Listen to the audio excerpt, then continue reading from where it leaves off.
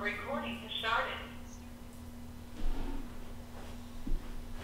Give them a little behind the scenes footage again. Oh, I sorry, accidentally hit rolling. the record button again. Yeah. Oh, snap.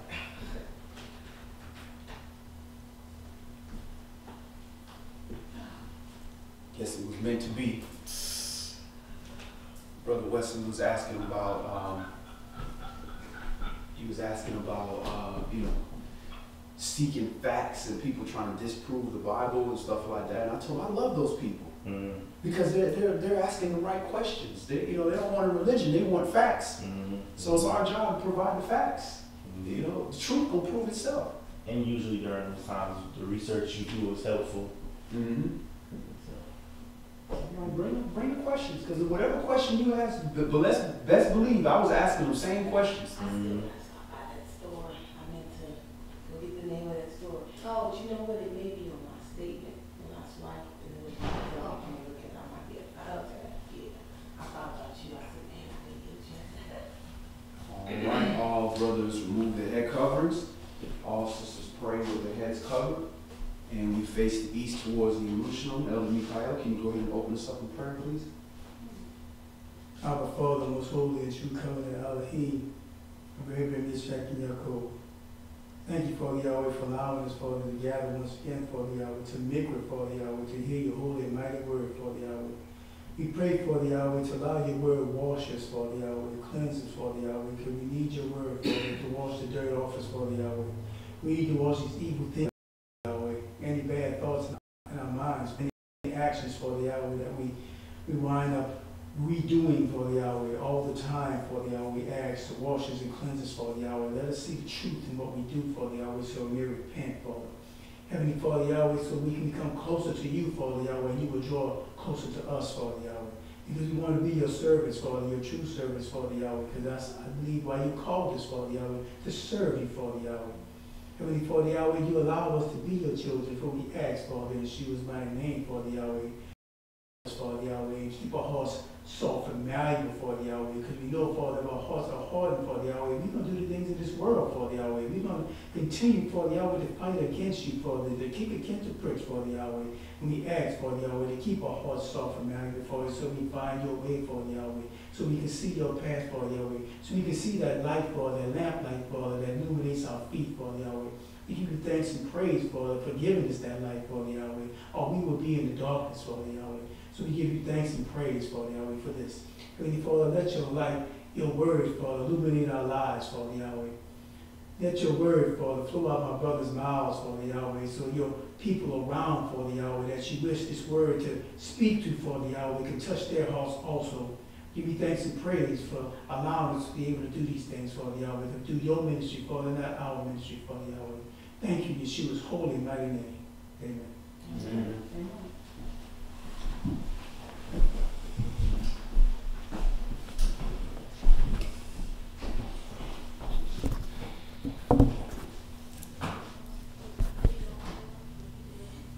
Yes.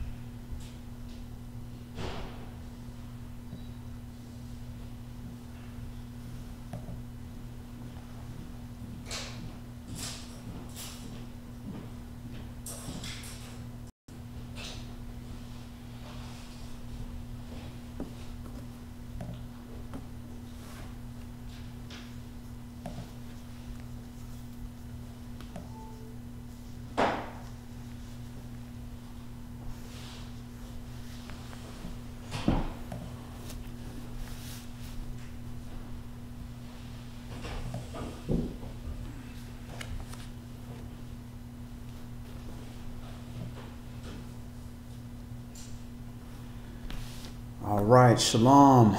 My name is Yedan Yasharal. My brother Yonatan Yasharal. Shalom, Aki. And the title of today's Bible study is Idle Minds. Idle as far as idol, I-D-O-L. Praise y'all. We made it through. They holiday. They worship of the solstice and the rebirth of the S-U-N, the rebirth of the sun. It's been years since I've dealt with these pagan holidays. And yesterday I was at my mother's house, and my mother, she knows that I'm an Israelite, and she's Catholic, but she doesn't deal with any of that stuff when I'm around because she knows how I feel about it. And she knows that if she involves any pagan stuff in it, I won't even show up. I won't even deal with it. My kids, no, we're not going to deal with it. And we sat and we ate. And as always, I always pray over the food. And I prayed over the food. And in my desire to kind of please the people around us, usually I don't use Christ that often, but I'll use it because at least it's a title that's somewhat applicable. And I messed around and prayed in Jesus' name.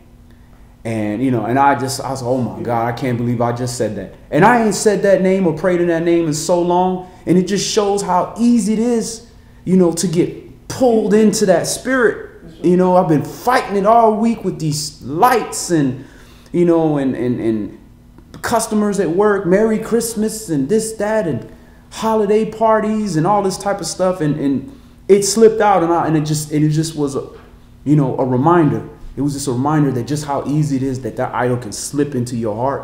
And it's something as simple as that, of praying and tagging Jesus along with Yahshua. I said his name, Hamashiach, but I tagged Jesus in there like there's some validity to that. And there's not. But I was aware of that and I was conscious of that. And if after it's been at least over 7 years since I even looked at a Christmas. But it just shows you how easily things can slide in there when you have that idol on your mind. So we're going to open up in Shabbat chapter 32, and we're just going to look at how easy it is for our people to slip and fall right back into idol worship.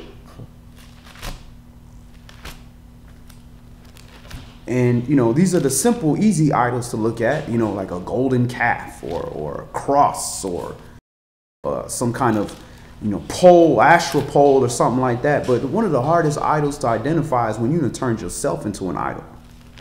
When it's okay when you do it, but nobody else can do it. Or everybody's got to respect you because it's you. Everybody got to forgive you because it's you, but you ain't got no mercy. We are in Exodus, Shemot, Exodus chapter 32. And we're going to look at this story with the golden calf. And also, we also would like to give a special prayer out to, the sick and the shut-in and those that may have lost loved ones. I've seen on my timeline a lot of people lost loved ones this past day or so. But we also have a lot of births too, a lot of children being born. So praise y'all for that. And we asked that a spirit of healing go out to all the brothers and sisters that are suffering, especially those that are not yet in the fold, but are lonely and depressed because of this holiday, this holiday spirit, where people are feeling like they missing something. Well, if you missing your family, you should have been missing your family all year, not just because it's a pagan holiday.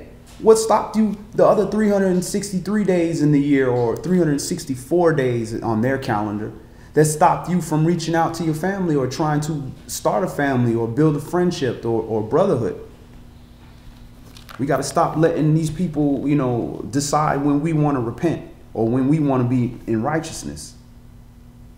All right. Exodus, Shemot, chapter 32 and verse 1. And when the people saw that Moshe delayed to come down out of the mount, the people gathered themselves together unto Aaron and said unto him, Up, make us gods which shall go before us. For as this Moshe the man that brought us up out of the land of Mitzrayim? We know not what is become of him. And Aaron said back unto them, break off the golden earrings which are in the ears of your wives, of your sons, and of your daughters, and bring them unto me. And all the people broke off the golden earrings which are in their ears, and brought them unto Aaron. And he received them at their hand, and fashioned it with a graving tool, after he had made it a molten calf. And they said, these be your gods, O Yasharal, which brought you up out of the mount of Mitzrayim. Kind of a sidebar here. It's talking about these earrings which are in the ears of your wives, sons, and your daughters. That was interesting. They didn't say the men. They said the people that are under a covering. Thought that was pretty interesting. Go ahead. Verse 5. And when Aaron saw it, he built an altar before it, and Aaron made proclamation and said, tomorrow is a feast to Yahweh. And they rose up early on the morrow and offered burnt offerings and brought peace offerings, and the people sat down to eat and rose up to play. All right, and this is the verses where they like to, you know, the Ahaya people like to say, or the people that have a problem with Yahweh. You see, they called that calf to Yahweh. This was a pagan god that they had got from Egypt. No, that's not what that is. They're trying to do what man does, trying to take different things and merge them together so that they can have the coverage of having the Most High name Yahweh covering you. But then I have the other physical idols that they have in their lives and try to merge them, which is the same thing that's going on right now with these religions, with Islam being merged into Christianity right now, and which is going to eventually merge into this Israelite movement to try to give you this one universal new world order. This has been happening. Go ahead. Verse 7. Brother, You have some, Elder? yeah. I'm glad you brought that up, because I was going to introduce that portion too, you know, because that verse, the last part of that verse, you know, in verse 5, Aaron, which was an authoritative figure under Moshe, had a lot of weight, you know, in the words that he said, the action that he did. And he just mixed the doctrines of Yahweh's doctrine and of idolatry's doctrine. And that, as what he said, showing people had asked him, and I guess he would weigh pressure upon him, because, you know, our people can be kind of scary when they want something and he said they look at you, you know, and gather around you, you know, and then they say, well, look, bro, your boy ain't down yet. Understand? So what we gonna do? So they probably put a whole lot of pressure on him, you know, looking at him like, just do this thing or something else, you know, like putting the angst on him. But yet you see that he didn't waste any time, no discussion, no stopping to say, wait, hold on, talk about this, bro. You know, we got this Yahweh worship. You know, we came out the land of Egypt with a number of idols. Why don't we wait a few, talk this out, get the elders and y'all talk this out, you know, to see where your heart is at, you know? Right. No, he didn't waste any time. So this is pretty heavy right here when you look at it. Right. You know? So, like the brother almost seemed like he didn't have any backbone unless Moshe was by him, you know? So that's pretty deep what I'm looking at here. And then he winds up doing this evil thing, then mixing doctrines, and then later on, I believe this is one of the things he paid for. When he had to go up on that thing, Mount Nebo, and die. You know, because this is what you sin. This is a heavy sin. You made the people to sin. Right. You know, so I want to bring that point up there, because this is how we fall into this problem that we have. Right. You know, by not being careful on what comes out of our mouths or our stinky thinking. We don't just stay, watch out what you about to say or what you about to do. We all error in this way. So it's good that this class is coming up so we can check ourselves. Right. Just like in the opening with my own personal testimony, you know, you're not going to just change an idolatrous mind overnight. And these people saw the Most High. They seen the miracles. You know, they were delivered. So it's not, you have to be cognizant of these things, and you have to be aware that, listen, your brain is not going to change overnight. These things, these synapses and these pathways for the neurons didn't just develop one day. It took time for that to happen. So you have to be aware that this is in you, that we're filled with idolatry, and we're a country filled with idolatry, that we have to be on alert for that. And it just shows that Aaron is no different. He was subject to that. And then you mix that with not having the strongest backbone, that's a recipe for disaster. Verse 7. And Yahweh said unto Moshe, Go, get you down, for your people which you brought out of the land of Mitzrayim have corrupted themselves. They have turned aside quickly out of the way which I commanded them. They have made them a molten calf, and have worshipped it, and have sacrificed thereunto, and said, These be your gods, O Yasharal, which have brought you up out of the land of Mitzrayim. And Yahweh said unto Moshe, I have seen this people, and behold, it is a stiff-necked people. Now therefore let me alone, that my wrath may wax hot against them, and that I may consume them, and I will make of you a great nation. All right, now, if Yah was going to do that, it would have been done. But what he's doing is he's proving his servant here. He's showing Moshe his own heart, and how his heart could be used the right way. In a sense, when he murdered the Egyptian, that wasn't for him to do. But it did show that at least he had a heart for his people. But there's a time and place for that, to do that. Now is the time to have the heart for your people. The life that you want to give for people should be your own life. Shouldn't be taking somebody else's life if it's not a situation that warrants a death according to the righteousness of the law. So Yah knows what he's doing. He knows the heart and the mind of his servants, because he created that. Any goodness that's in any one of us came from the Most High. So he knows when his spirit is there. Go ahead. On that same note right there. Mm-hmm. Get the phone. On that same note, brother, this test for Moshe should and could not come out any other way than what he did next, because Yahweh had, it's like, when we look at that prayer, Our Father's prayer, and we talk about Yahweh, don't tempt us, Mm-hmm. You got that part there. You see, right here is where it's testing the servant. Mm-hmm. And that temptation out of there will show out of his own heart. If you look at yourself higher than somebody else, if you have not humbled yourself, right, it is that true humbling. Do you put yourself before the people, or do you put yourself in front of the destruction of your people? Right. In other words, do you really have a heart for your people? Will you stand in the gap for your people? Or do you want our Lord over your people and you feel Yah got your back for this? Right. Because you know the voice of your Elohim. He has trained you for years. You know his heart. So why wouldn't your spirit kick in and say, oh no, my Elohim is righteous. I have to make a righteous decision. That's the only decision I can make. It's a righteous decision, my Father, that I go before him speaking his word, not my word. I go before him acknowledging him and lifting him up, giving glory to him, not to myself. So this was a major test for that brother right here, because his brothers and sisters out there was tested and they failed their first test. Right. And, not only having a heart and putting yourself in danger for other people, there's people that will do that. I would die for you. I would do this. I would do that for you. Right. And they have a heart to be that type of person, but then they can't forgive nobody. Right. They had no mercy. Right. So he has to also exercise mercy, and having mercy for an idolatrous people that, listen, you have absolutely no leg to stand on with what y'all do. You done been free by a powerful and mighty hand, by miracles and signs and wonders, and you turn around and do this, you should all die, period. But he had to have mercy for his people and had to say, you know what?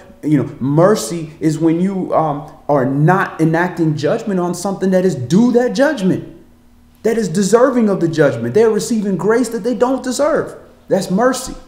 So it's something that we have to have as a people, especially for other children of Yasharal. But Moshe is being shown that he has a merciful heart. Mm-hmm. Go ahead. Verse 11. And Moshe besought Yahweh Elohim and said, Yahweh, why does your wrath wax hot against your people which you have brought forth out of the land of Mitzrayim with great power and with a mighty hand? Why should the Mitzrites speak and say, for mischief did he bring them out, to slay them in the mountains and to consume them from the face of the earth? Turn from your fierce wrath and repent of this evil against your people. Remember Abraham, Yitzchak, and Yasharal, your servants, to whom you swear by your own self, and said unto them, I will multiply your seed as the stars of heaven, and all this land that I have spoken of will I give unto your seed, and they shall inherit it forever. And Yahweh repented of the evil which he thought to do unto his people.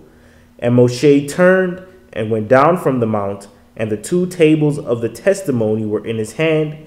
The tables were written on both their sides, on the one side and on the other were they written. And the tables were the work of Elohim, and the writing was the writing of Elohim graven upon the tables. And when Yahshua heard the noise of the people as they shouted, he said unto Moshe, there was a noise of war in the camp. And he said, it is not the voice of them that shout for mastery, neither is it the voice of them that cry for being overcome, but the noise of them that sing do I hear. And it came to pass, as soon as he came near unto the camp, that he saw the calf and dancing, and Moshe's anger waxed hot, and he cast the tables out of his hands and brake them beneath the mount. So obviously Moshe had a bit of a temper. Yeah. Go ahead. Yeah, see, no. He just, man, just do that thing. Boy. Go And ahead. he took the calf which they had made and burnt it in the fire and ground it to powder and strawed it upon the water and made the children of Yasharal drink of it. All right. So that seems a bit brass and bolden, but at the same time, also, there's a healing property of gold. When you actually ingest gold, it helps to kill certain organisms and sicknesses that you have. So we understand that sin causes death. So there obviously was going to be a plague that was coming through here, that maybe this gold physically was doing the physical aspect of healing them from this plague that's going to come on the people. Go ahead. And Moshe said unto Aaron, what did this people unto you, that you have brought so great a sin upon them? And Aaron said, let not the anger of my sovereign wax hot. You know the people, that they are set on mischief. For they said unto me, make us gods which shall go before us. For as this Moshe, the man that brought us up out of the land of Mitzrayim, we know not what has become of him. And when they use that word set on mischief, that Hebrew word is Ra. Ra'ah. Their God. That Egyptian God. They set, they set on that Egyptian God, Ra'ah, which is H751, bad or evil. This includes adversity, affliction, calamity, displeased, distress, evil, favoredness. So that's our Hebrew word. Ra'ah is the word for that was translated to mischief, but that's also the name of a pagan god. And where did they come out of? Egypt. That was the name of the pagan god in Egypt. Go ahead. Verse 24. And I said unto them, whosoever has any gold, let him break it off. So they gave it me, and I cast it into the fire, and there came out this calf.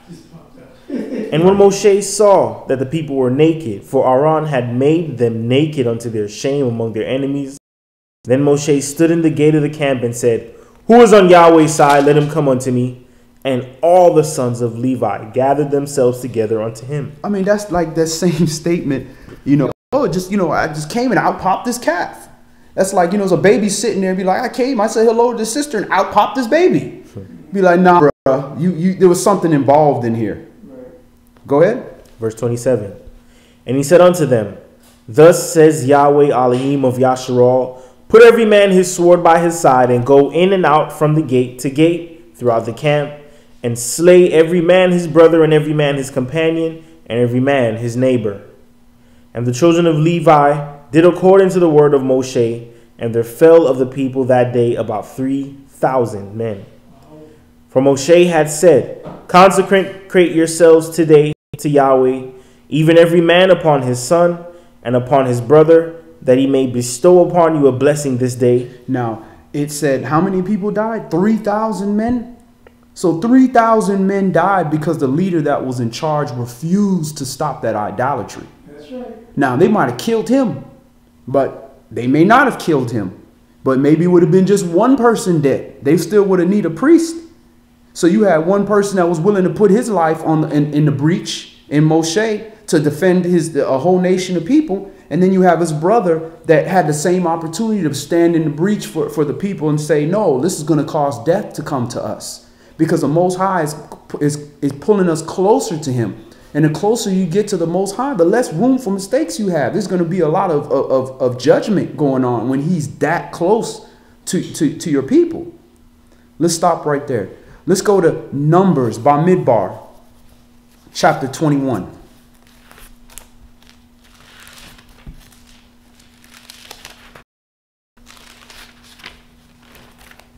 Numbers, Bamidbar, chapter 21. And we're just going to read 1 through 10.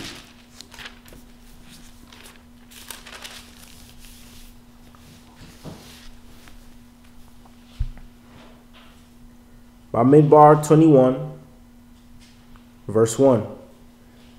And Rad, the Canaanite, which dwelt in the south, heard tell that Yasharal came by the way of the spies.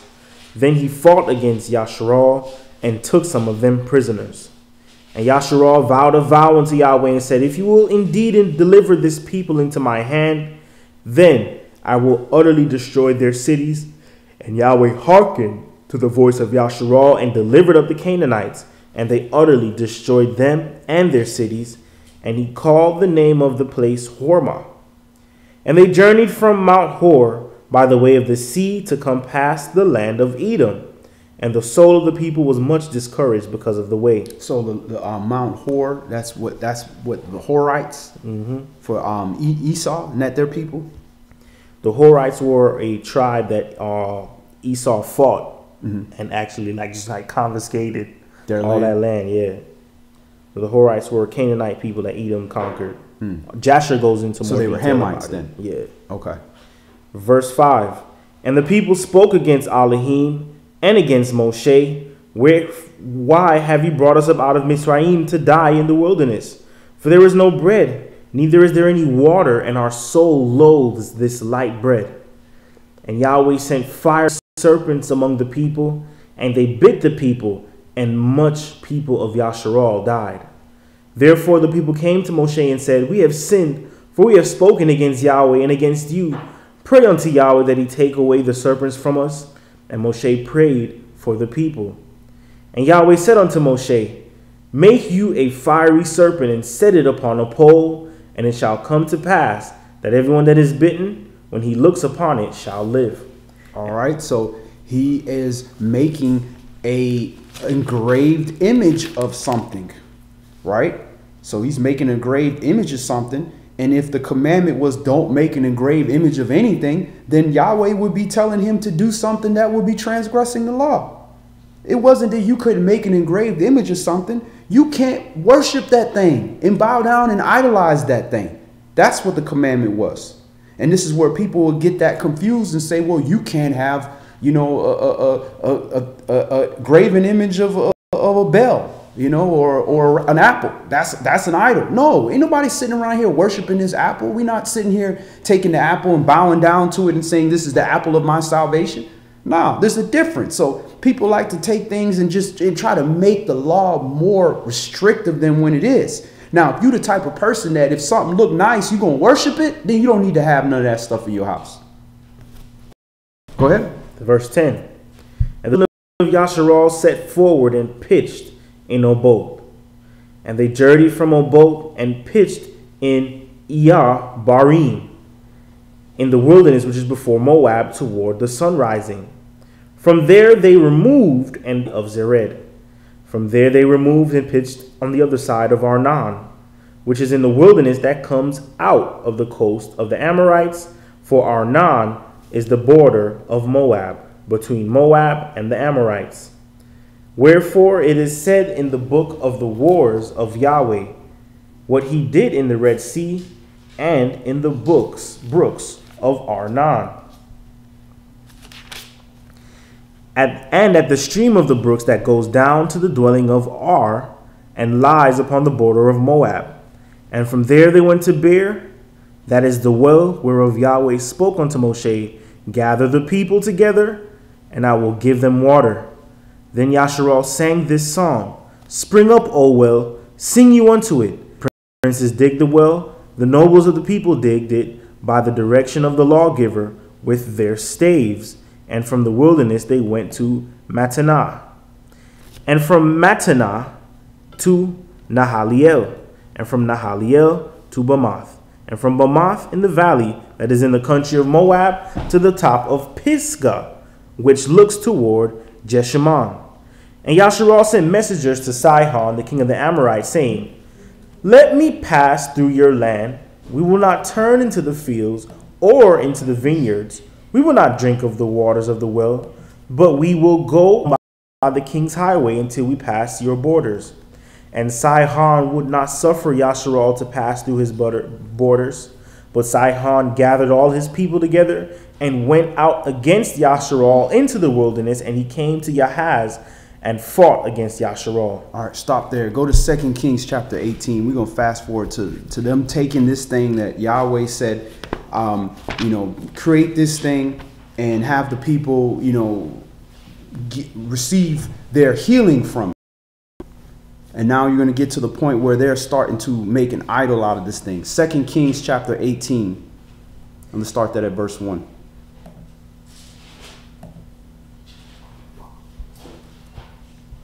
Was that Debri Melachim?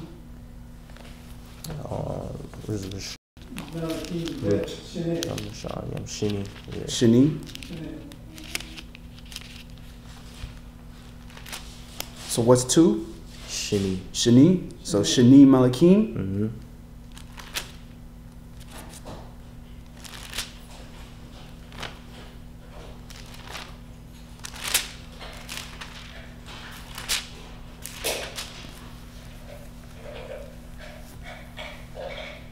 Second Kings, Shani Malachim, chapter 18. We'll start this at verse 1. Now it came to pass in the 3rd year of Hoshea, son of Elah, king of Yasharal, that Hezekiah, the son of Ahaz, king of Yehuda, began to reign. 25 years old was he when he began to reign, and he reigned 29 years in Jerusalem. His mother's name also was Abi, the daughter of Zechariah. And he did that which was right in the sight of Yahweh, according to all that Dawid his father did. He removed the high places, and brake the images, and cut down the groves, and brake in pieces the brazen serpent that Moshe had made. For unto those days the children of Yasharal did burn incense to it, and he called it Nehushtan. All right, so they gave it a name. They made a idol out of this thing, which was for a purpose. That Yahweh was trying to get us to follow instructions and understand and to prove a point that how idolatrous we are in our nature, to the point where we now have a new God called Nehushtan, a serpent god. Brass, isn't it? Mm-hmm. Is that A brazen serpent. Right. Verse 5. He trusted in Yahweh Elohim of Yasharal, so that after him was none like him among all the kings of Yehuda, nor any that were before him. For he clave to Yahweh and departed not from following him, but kept his commandments which Yahweh commanded Moshe. And Yahweh was with him, and he prospered wheresoever he went forth. And he rebelled against the king of Assyria, and served him not. He smote the Philistines, even unto Gaza, and the borders thereof, from the tower of the watchman to the fenced city. And it came to pass in the 4th year of King Hezekiah, which was the 7th year of Hoshea, son of Elah, king of Yasharal, that Shalmaneser, king of Assyria, came up against Samaria and besieged it.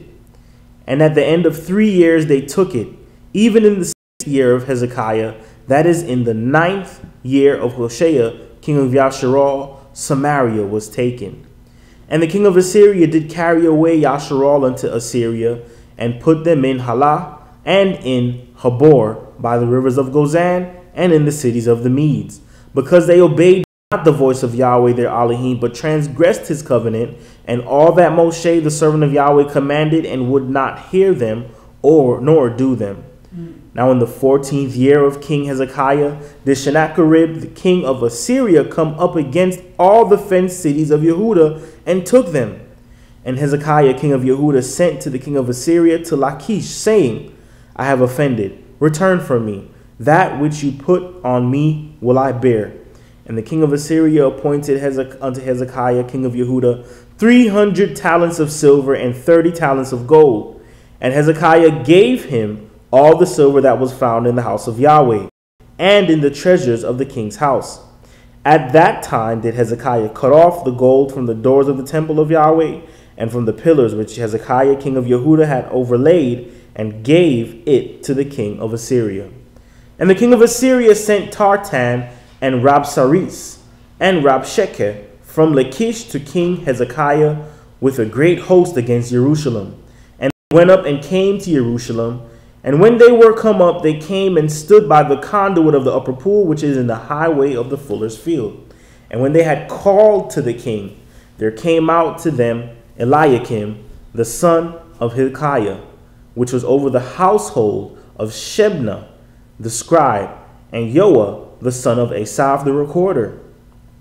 And Rabshakeh said unto them, Speak you now to Hezekiah. Thus says the great king, the king of Assyria, What confidence is this wherein you trust? You say, but they are but vain words, I have counsel and strength for the war. Now on whom do you trust that you rebel against me? Now behold, you trust upon the staff of this bruised reed, even upon Mitzrayim, on which if a man lean, it will go into his hand and pierce it. So is Pharaoh, king of Mitzrayim, unto all that trust on him. Well, because we laying our trust on other nations. We laying on our trust on America, like America going to protect us. Well, we did the same thing trying to lean onto Egypt, thinking that Egypt going to protect us, or in other cases, Syria, instead of getting right with the Most High, which is causing this whole problem. If we go to the previous chapter, it talks about when we were removed. The northern tribes were physically removed out, and they brought other tribes in. They brought the other nations into northern Israel. Go ahead. Verse 22. But if you say unto me, We trust in Yahweh our Elohim, is not that he whose high places and whose altars Hezekiah has taken away, and has said to Yehuda and Jerusalem, You shall worship before this altar in Jerusalem? Now therefore, I pray you, give pledges to my sovereign the king of Assyria, and I will deliver you 2,000 horses, if you be able on your part to set riders upon them. How then will you turn away the face of one captain of the least of my master's servants, and put your trust on Mitzrayim for chariots and for horsemen? Am I now come up without Yahweh against this place to destroy it? Yahweh said to me, Go up against this land and destroy it. Then said Eliakim, the son of Hilkiah, and Shebna, and Joah, unto Rabshakeh, Speak, I pray you, to your servants in the Syrian language, for we understand it, and talk not with us in the Yehudim's language, in the ears of the people that are on the wall. But Rabshakeh said unto them, Has my master sent me to your master and to you to speak these words? Has he not sent me to the men which sit on the wall, that they may eat their own dung and drink their own urine with you? Then Rabshakeh stood and cried with a loud voice in the Yehudim's language, and spoke, saying, Hear the word of the great king the king of Assyria. Thus says the king, Let not Hezekiah deceive you, for he shall not be able to deliver you out of his hand. Neither let Hezekiah make you trust in Yahweh, saying, Yahweh will surely deliver us, and this city shall not be delivered into the hand of the king of Assyria. Hearken not to Hezekiah. Thus says the king of Assyria, Make an agreement with me by your present and their country out of my hand, that Yahweh should deliver Jerusalem out of my hand. But the people held their peace and answered him not a word, for the king's commandment was, Answer him not. Then came Eliakim the son of Hilkiah, which was over the household of Shebna the scribe, and Joah the son of Asaph, the recorder, to Hezekiah with their clothes rent, and told words of Rabshakeh. All right, so you have a people that just had idols removed out of the land, that are used to trusting in idols and used to trusting into other nations. And now the king, through his leadership, is getting them to, listen, trust Yahweh, remove these idols. He's the one that fights for us, not these idol gods. And it's almost like the Rabshakeh is telling them the same thing. Like, look, these gods ain't going to help you. But see, what he's messing up is he's trying to classify Yahweh as one of those idol gods, is where he's making a mistake. Go to chapter 19. And it came to pass, when King Hezekiah heard it, that he rent his clothes and covered himself with sackcloth and went into the house of Yahweh. And he sent Eliakim, which was over the household, and Shebna the scribe, and the elders of the priests, covered with sackcloth, to Isaiah the prophet, the son of Amos. And they said unto him, Thus says Hezekiah, This day is a day of trouble and of rebuke and blasphemy, for the children are come to the birth, and there is not strength to bring forth. It may be that Yahweh your Elohim will hear all the words of Rabshakeh, whom the king of Assyria his master has sent to reproach the living Elohim, and will reprove the words which Yahweh your Elohim has heard. Wherefore lift up your prayer for the remnant that are left. So the servants of the king Hezekiah came to Yeshaiah, and Yeshaiah said unto them, Thus shall you say to your master, Thus says Yahweh, Be not afraid of the words which you have heard, with which the servants of the king of Assyria have blasphemed me. Behold, I will send a blast upon him, and he shall hear a rumor, and shall return to his own land, and I will cause him to fall by the sword in his own land. So Rabshakeh returned and found the king of Assyria warring against Libnah, for he had heard that he was departed from Lachish. And when he heard say of Tirhak, the king of Ethiopia, Behold, he is come out to fight against you, he sent messengers again to Hezekiah, saying, Thus shall you speak to Hezekiah, the king of Yehudah, saying, Let not your Elohim in who you trust deceive you, saying, Jerusalem shall not be delivered into the hand of the king of Assyria. Behold, you have heard what the kings of Assyria have done to all lands, by destroying them utterly. And shall you be delivered? Have the gods of the nations delivered them which my fathers have destroyed, as Gozan and Haran and Rezpeh, and the children of Eden, which were in Thelasar? Where is the king of Hamath, and the king of Arpad, and the king of the city of Sepharvaim, Hena, and Nevah? And Hezekiah received the letter out of the hand of the messengers and read it. And Hezekiah went up into the house of Yahweh and spread it before Yahweh. And Hezekiah prayed before Yahweh and said, O Yahweh, Elohim of Yasharal, which dwells between the cherubims, you are the Elohim, even you alone, of all the kingdoms of the earth. You have made heaven and earth. Yahweh, bow down your ear and hear. Open, Yahweh, your eyes and see, and hear the words of Sennacherib, which has sent him to reproach the living Elohim. Of a truth, Yahweh, the kings of Assyria have destroyed the nations and their lands, and have cast their gods into the fire. For they were no gods, but the works of men's hands, wood and stone. Therefore, they have destroyed them. Now, therefore, O Yahweh, our Elohim, I beseech you, save you us out of his hand, that all the kingdoms of the earth may know that you are Yahweh Elohim, even you only. Then Yeshaiah, the son of Amos, sent Hezekiah, saying, Thus says Yahweh Elohim of Yasharal, That which you have prayed to me against Sennacherib, king of Assyria, I have heard. This is the word that Yahweh has spoken concerning him. The virgin daughter of Zion has despised you and laughed you to scorn. The daughter of Jerusalem has shaken her head at you. Whom have you reproached and blasphemed? And against whom have you exalted your voice and lifted up your eyes on high? Against the Holy One of Yasharal. By your messengers you have reproached Yahweh, and have said, With the multitude of my chariots I am come up to the height of the mountains, to the sides of Lebanon, and will cut down the tall cedar trees thereof, and the choice fir trees thereof, and I will enter into the lodgings of his borders, and into the forest of his Carmel.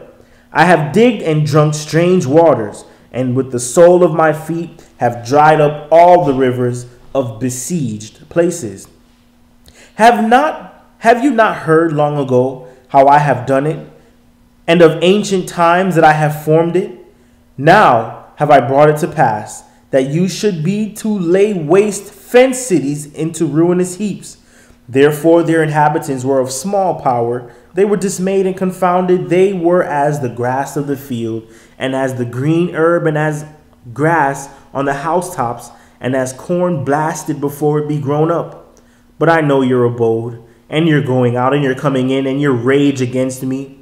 Because your rage against me and your tumult is come up into my ears, therefore I will put my hook in your nose, and my bridle in your lips, and I will turn you back by the way which you came. And this shall be a sign unto you. You shall eat this year such thing as grow of themselves, and in the second year that which springs of the same, and in the third year sow you, and reap, and plant vineyards, and eat the fruits thereof. And the remnant that is escaped of the house of Yehudah shall yet again take root downward, and bear fruit upward. For out of Jerusalem shall go forth a remnant, and they that escape out of Mount Zion, the zeal of Yahweh of hosts shall do this. Therefore thus says Yahweh concerning the king of Assyria, he shall not come into this city, nor shoot an arrow there, nor come before it with shield, nor cast a bank against it. The day that he came, by the same shall he return, and shall not come into this city, says Yahweh. So it was important for us to be the servants, to deal with the threat that's coming to us, but to allow Yahweh to do his thing. And that's a difficult situation for us to be in, because this is the Syrian power at this time. The Syrians that are dominating and ruling the world. And we are used to having, other nations coming in to help us, or idols that we're depending on. And Yah is saying, no, you're going to depend on me. And don't worry, you ain't going to have to fight this battle. I'm going to take care of this. So there's situations that happen in our lives where we steady trying to put this on an idol, somebody to deliver us from something, when the Most High just wants us to stand still and represent Yasharal and let him deliver us. But it's difficult because we're so used to that. Going to this person for help, going to a doctor, or going to a lawyer, or putting our credit card, or expecting the police to help us. And there's certain things in our lives that all we have to do is just like what Moshe said when we crossed the Red Sea. Stand still and witness the salvation of Yah. Go ahead. Verse 34. For I will defend this city to save it for my own sake, and for my servant Dawid's sake. And it came to pass that night that the angel of Yahweh went out and smote in the camp of the Assyrians 185,000. And when they arose early in the morning, behold, they were all dead corpses. So Yahweh came and handled that business and destroyed these heathens that are coming against them. But again, Yah has to get the glory in these situations, and it's so easy for us to take the glory when we try to make these decisions ourselves. Yah is in control. If he can come in here and mysteriously kill off 185,000 people, what makes it think that he can't deliver us from a simple situation, that he's not in control of life or death? But what we do when we get into a situation of emergency where we have to put our faith on the line, we all of a sudden Yahweh's hand gets short at that point. He can't reach me. I got to deliver myself. And and how you know you're going to deliver yourself is when you have to transgress the law to get yourself out of a situation, or you got to, make a league with somebody and not trust the Most High. When you're getting direction from the prophets or from the scripture that tells you, listen, just hold on to this righteousness. And you have to be put in these situations where you're going to be making a decision between transgressing the law and putting some kind of safety on the line, or well-being on the line, or money on the line, or you're going to lose something that's very important to you, and have Yahweh deliver you to step your faith game up. But if you're never in these situations, then how is your faith game just going to automatically show up and be there if you constantly having to deliver yourself from everything? You're gonna be in constant state of believing that you the one doing this, and when it comes to you going against an enemy that's greater than you, you're gonna do whatever you got to do to get out of that situation instead of praying and being faithful. Go ahead. Verse 36. 2 Kings chapter 19 and verse 36. So Sennacherib, king of Assyria, departed and went and returned and dwelt at Nineveh. And it came to pass, as he was worshipping in the house of Nisroch, his god, that Adramelech and Sharazar, his sons, smote him with the sword, and they escaped into the land of Armenia. And Esarhaddon, his son, reigned in his stead. So he was killed by his own sons. Let's go to Jeremiah chapter 10. We have to understand that there's countless situations where the children of Yasharal put in this so dangerous situation where, oh, there's no way that we should overcome this great enemy. All for us to just give Yah his glory. You put the situation here, like if you build a big dam that's supposed to stop water from coming through, you got to let the water come to show the might of the dam. Would the dam decide, well, I don't want to be there because, the water might overtake me, then how are you going to show the power of that dam? How are you going to show his power? So we got to get used to being in these type of situations where our lives are in danger, or our finances are in danger, or our comfortability is in danger, and we have to learn how to trust in Yah. And trust that, okay, if I stick to these commandments and I do the right thing and I don't make an idol out of myself or an idol out of a person or a group that I feel is going to save me, and put my trust and faith in Yah, then our faith will get built up and Yah will get his glory out of that situation. If you're going to die, ain't nothing you can do about that. You ain't going to avoid that. It's going to happen. So why not make sure that if it's going to happen, it happens on the side of righteousness? Jeremiah chapter 10. And Sennacherib, I can't something with him in history. I can't remember exactly what it was. But do you have another name? I believe it was him or his people that have the Lachish reliefs of carrying the children of Israel into captivity. In Assyria. Yeah, that was the chapter before, 17. All right, so Jeremiah chapter 10. Let's talk about Scorpion King. It could be. I don't know. Xerxes or one of them. I don't remember. But this here, Jeremiah chapter 10, is the one that Israelites love to use to say that this is talking about Christmas. So we're going to validate that. It's definitely talking about idolatry. But sometimes you got to go into the Hebrew and see the words that are being used to make sure you're getting a proper understanding of what's being said. Because when you just run with something that somebody is saying, a common teaching of a scripture, without verifying it for yourself, you leave yourself vulnerable to somebody who studies the scripture a little bit more that might not even believe in it, but to disprove you and make you look stupid, and then other people around watching or now lose faith in the word because now somebody else who took the time to read disproved you, when at the core of what you're saying, even though you're applying it to a situation that might not be as accurate, the core of what you're saying of idolatry is correct, but then now you're being lost. The baby's getting thrown out with the bathwater.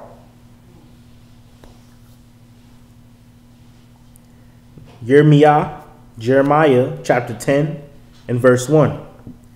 Hear you the word which Yahweh speaks unto you, O house of Yasharal.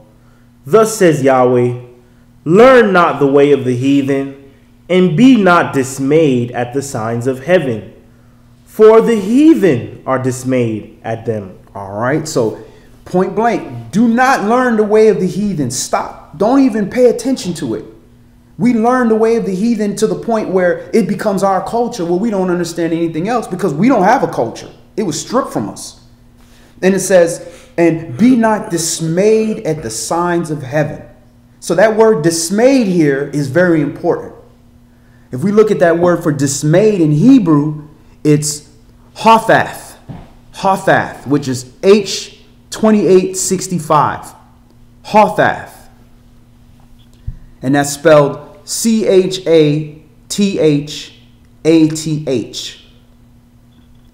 And that's a primitive root properly to prostrate. So when you prostrate, you bowing down. You bowing down to something. Hence to break down. Either literally by violence or by confusion and fear. Abolish, affright, afraid, amazed, beat down, discouraged, dismayed, go down, scare, terrified. So part of worshiping something is to fear it. That's why the fear of Yah is the beginning of knowledge. It's a reverence that you have, a fear of a consequence of something. So when it's saying don't be dismayed at the signs, don't be looking up at the stars and be like, oh my God, we're gonna have a bad year because the gods are upset about this or that. No, those are signals in the sky to give us information and to allow us to calculate certain things. It's not for us to worship and change our actions based upon that. We're supposed to change our actions based upon righteousness. So this is what the heathen do. The heathen look and say, oh, it's a blood red moon. Oh, we're gonna have war. We need to go to war. That's the sign to go to war, or this, that, and the other. It's a full moon. That means there's gonna be a lot of violence today, or this, that, and the other. They're being dismayed. They're giving too much credence. And just like what we just had with what they call Christmas or Xmas, you had the birth of the sun, because around the 21st to the 23rd around, or the 24th, around that portion, because this calendar is all over the place, you have the longest night of the year. The longest night of the year. So after that longest night of the year, the next day, the day starts growing little by little by little, which we covered in the last Shabbat, where we talked about that. The daylight, the nighttime ratio. So as it grows, the sun is actually being born, because now it's growing. So this is what they were worshiping. They were worshiping that because they were worshiping the sun. That's what the heathen does. And we are told not to do that. We are told to use those servants as indicators for us to make calculations, but not to worship. Go ahead. Verse 3. For the customs of the people are vain. For one cuts a tree out of the forest, the work of the hands of the workmen with the axe. They deck it with silver and with gold. They fasten it with nails and hammers that it move not. They are upright as the palm tree, but speak not. They must needs be born, because they cannot go. Right. Be not afraid of them, for they cannot do evil. Neither also is it in them to do good. All right. So that sounds a lot like the Christmas tree. The customs of the people are vain. They cut a tree out of the forest. They go there and they cut the evergreen tree down. The work of the hands of the workmen with the axe. They deck it with silver and with gold. They fasten it with nails and with hammers that it move not. So from that point, that sounds like Christmas tree all the day. They putting the tinsel around it and this, that, and the other. And this is kind of being led for us to believe that's what it is. And then it says they are upright as the palm tree, but speak not. They must needs be born, which means carried, because they cannot go. Be not afraid of them, for they cannot do evil. Neither also is it in them to do good. Now, if you look at the history of the Christmas tree, we know that goes way back to ancient Babylon with Nimrod, who supposedly was reincarnated into a full-grown evergreen tree. And that is a real pagan practice. That's where the Christmas tree came from. But it didn't come from Jeremiah chapter 10. And for you to know that, you got to look at that word upright. The word upright, the Hebrew word, is going to clarify what they're talking about here. If we look at the Hebrew word for upright, it's mikshah. Mikshah, which is H4749, spelled Miqshah. Mikshah. And that's rounded work that is molded by hammering, beaten out of one piece work, upright, whole piece. So this is talking about the wood that is being used to be molded for an idol. This is not talking about a Christmas tree. The word upright is what is going to give you that, because it has to be A rounded work that is molded by hammering and beating. You don't do that to a Christmas tree. You're not molding a Christmas tree. You're cutting it down and you put the things and you stick it there and you put stuff around it. So that's a real life idol that they did that didn't start with Christ. That was way back to ancient Babylon. That's where that came from. And they had they would walk around with the evergreen branch, and there's a whole nother thing they would do too. They would put the branch to their nose and they would do that. And that's where there's another thing that they talk about, how they would put the branch to their nose. So that's where that came from. So this is not talking about the Christmas tree. This is talking about the idols that they would make, like every other idol, where they would carve out of the wood, one solid piece of wood like you do with a carving, and they would mold it into a shape of something, and they would put silver and gold and all kind of things and make this Asherah pole out of it, or whatever idol that they would make out of that. So that's where that came from. The Hebrew number? The Strong's number is H4749, and that's the key, which they translated to upright. That's the key to finding out what they're talking about here. But of course, we got to remember Christmas was outlawed in Europe and in England and eventually here in the United States all the way until recent times. 1832. So when they were translating this, they were trying to, make Christmas apply to this, because at this point, by the time this was in English, it was well known that this was a pagan practice that so-called followers of Christ or followers of the Bible of Torah would not deal with. So they tried to twist it and make it fit and apply to this. All right, let's stop there. Let's go to 1 Corinthians chapter 8. So I know that's one that a lot of Hebrews like to use, Jeremiah chapter 10, to say, oh, Christmas is pagan. Yes, Christmas is pagan, no doubt. Christmas tree is idolatry, no doubt. There's plenty of evidence that we can pull with that to show the roots of that. But Jeremiah chapter 10 is not that chapter for that. 1 Corinthians chapter 8.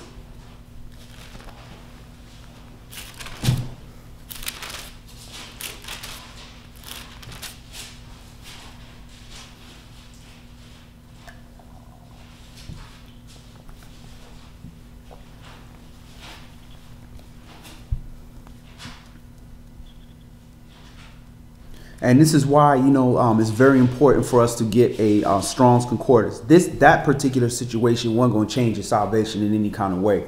But there's a lot of different things that are in here that people, the translators were trying to push certain doctrines like new moon and new month and those type of things that if you don't get into the Hebrew, you'll be off into idol worshiping and not even having a clue.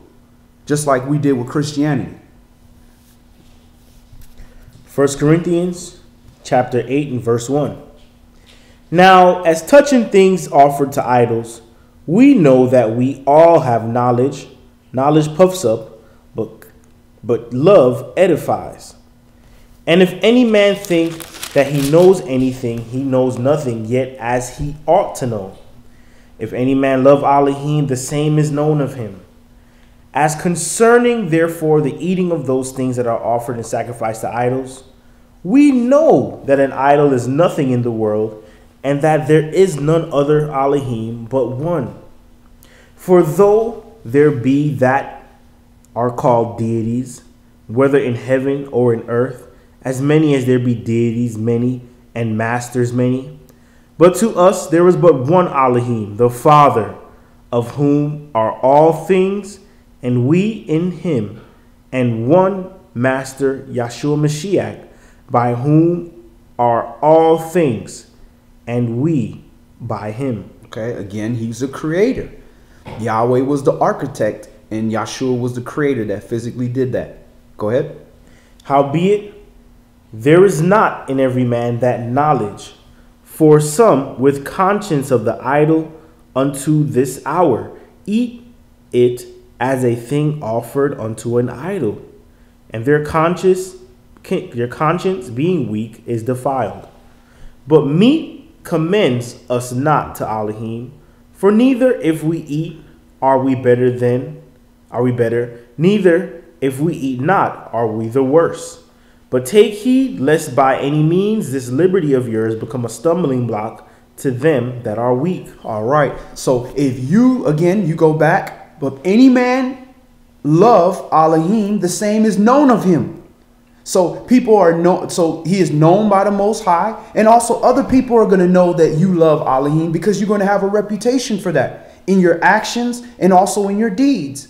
So when you are coming to a table where they're having idolatry and they're offering to idols, you know that that's nothing. You worshiping the snake god. Man, I know that the thing don't exist. It's just a piece of meat. It doesn't mean nothing to me. I'm going to give thanks to Yahweh for it. But if people are watching you that are weak in conscience and don't know any better, or trying to figure out what they need to do, and they know that this food is being offered to a pagan god, that changes the situation now. Now you got to think about the people that are watching you and the people that are around you more than your own conscience sake and more than your own liberty to know that, look, I know that this is foolishness, but you got to think about how this is affecting other servants. Go ahead. Verse 9. But take heed lest by any means this liberty of yours become a stumbling block to them that are weak. For if any man see you which have knowledge sit at meat in the idol's temple, shall not the conscience of him which is weak be emboldened to eat those things which are offered to idols?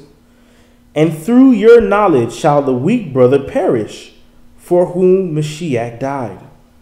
But when you sin so against the brethren and wound their weak conscience, you sin against Mashiach. You sinning against the word. Go ahead.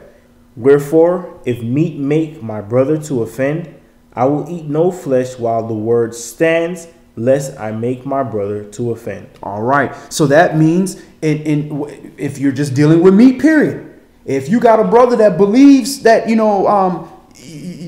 this animal is a god, and if you eat that you're going to offend his god or whatever, then you don't eat it in front of him.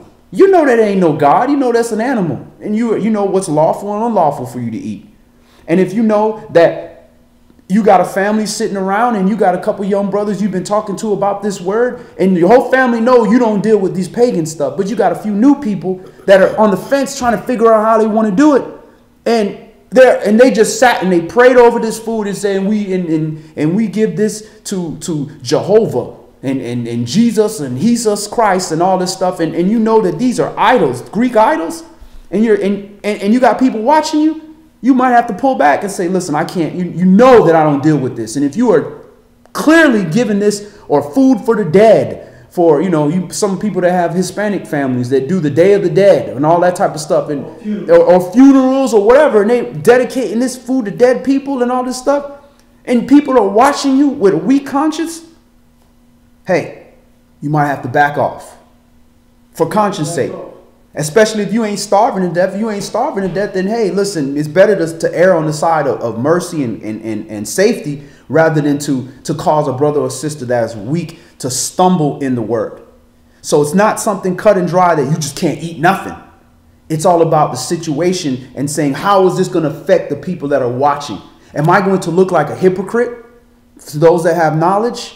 Or am I going to lead a brother to feel like he can go now participate in Christmas and Thanksgiving and all these different things? You got to think about that. But if there's nobody to offend or nobody to trip in that, and you know it's foolishness, then eat the food. You know it ain't got nothing to do with it. The people knowing that's giving you food, no, you don't deal with that. Whatever they do in their mind is up to them. Let's move on. Let's go to Acts chapter 14.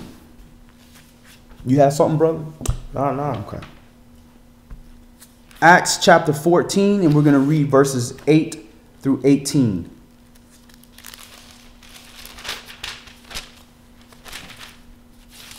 So we dealt with a lot of that. And you got Hebrews that are saying, just don't even go see your family. Well, how did Yahshua dealt with that? Yahshua was around the lawyers. He was around the doctors. He was around the Pharisees. He was around the sinners. He was around the poor people. He was around all these people. You can be around people. The problem is you got people telling you, oh, don't go around, don't deal with your families, because they're not strong enough to go around them and not eat pork. They're not strong enough to go around their family and explain to everybody why you're not taking part in Christmas. So they tell you just stay away. And if you're new, maybe that's what you need to do.